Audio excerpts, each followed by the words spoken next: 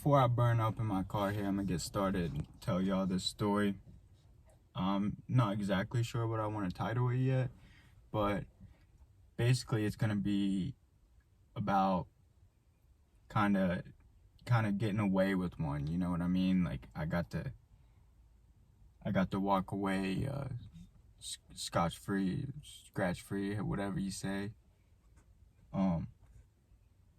So yeah, I'm in my car right now, and it looks a little messy back there right now, but that's just because I got a lot of stuff back there right now.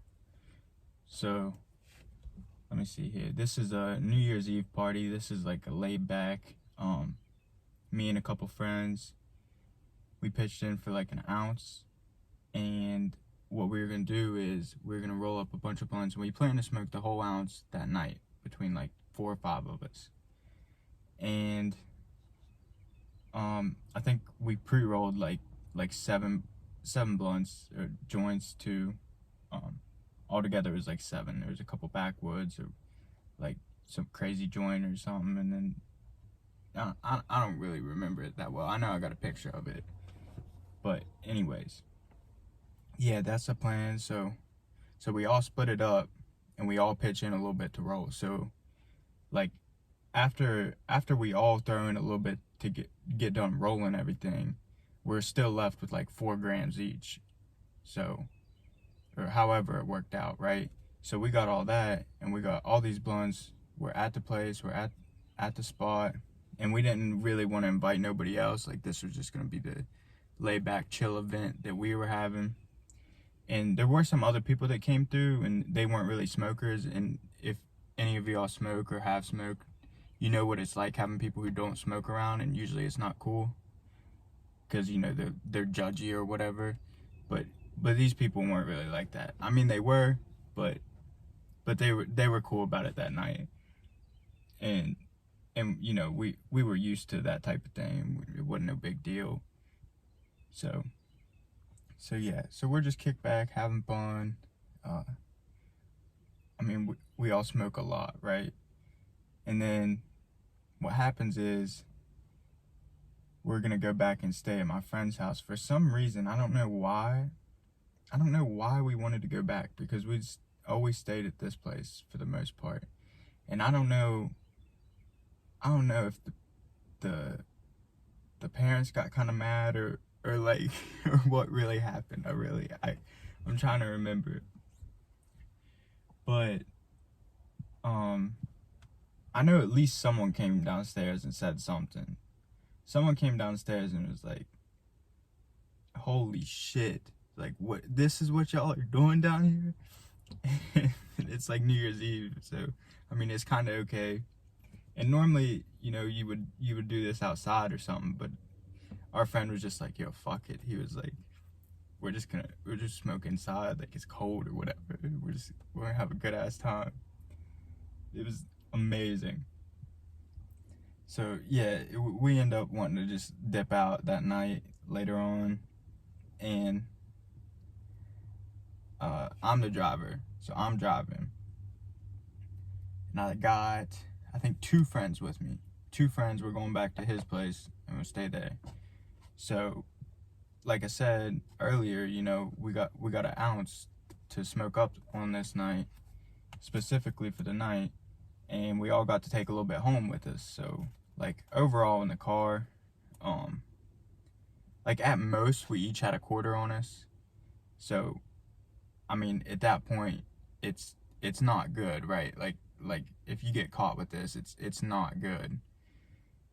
And you know, we got 3 separate baggies, so there's 3 separate charges here and all that. Like I know a little bit about this, but I don't know a lot.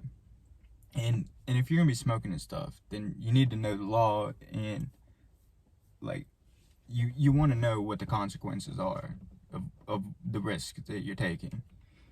But you know, back in high school it's different. So like, I'm driving, we all got 3 separate bags on us, and you know, we get into town, like, no problem. And when we didn't really expect nothing, and like, we weren't really thinking as kids that there's gonna be a bunch of cops out watching for drinking and driving on New Year's night. Anyways, we get to the light here, and we're gonna be stopping at McDonald's. We were all like, yo, let's stop at McDonald's real quick. Let's get a McChicken, a sweet tea, or whatever, you know what I mean? So we're stopping at McDonald's, pull into McDonald's, and right as I turn right to have at the light to get into McDonald's, I was going to turn in, not right into McDonald's. I had to turn separately again to get into McDonald's. But as I was turning, I noticed that it was a cop behind me. I don't know where he came from. He just came out of nowhere. And he follows us into McDonald's, and I'm like, you know, I know what's at stake here. I'm like, fuck. We get up to the drive-thru, right? And I think I pulled around the outside, so you know how they got two different drive-thrus you can go through and order. So I pulled to the outside one, and like as I'm about there, he flicks his lights on, and I'm like, damn, all right. I'm like, yo, everybody be cool, we got this. And I roll down the window, and he was in the other drive-thru, so I'm in the second drive-thru, and he's in the first drive-thru, and the cop's looking at me. He's like, tell me to roll down my window. So I roll down the window. He's like, you been drinking? Like, no, sir, no. He was like, oh, I wish I could replicate it perfect. But the whole thing, you know, he's like, have you been drinking? Is the first thing he said. And I said, no, sir. He's like, well, what are you guys up to? He's like, has anyone in the car been drinking? And I was like, we're just going back to my friend's place. And he says something, you know, he was kind of questioning, like, a little bit. He's like, what are y'all doing? Has anyone in the car been drinking? And I was like, we're just going back to my friend's house, sir. No one's been drinking. Or I said, I haven't been drinking. Whatever, like, I can't speak for them, or something along the lines of that, you know what I mean? Like, I didn't want to, I don't know what I'm trying to say there. Like, I didn't want to, of course I wasn't going to be like, yeah, they're drinking, like, I'm driving them home, and I could have, like, that's an option, but I didn't want to do that. So I was just like, no, sir, I haven't been drinking. I said, we're just going back to my friend's place, and wanted to stop and get something to drink real fast. And, you know, the cop's like, ooh, like, he was being a real hard ass, you know what I mean?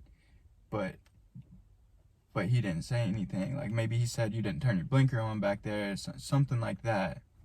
When I obviously had turned the blinker on. Like, he just came up with something like that. But he was in the other drive-thru while I'm in the second. It was just this weird interaction, and, like, eventually he's like, all right, y'all have a safe night, and he drives off.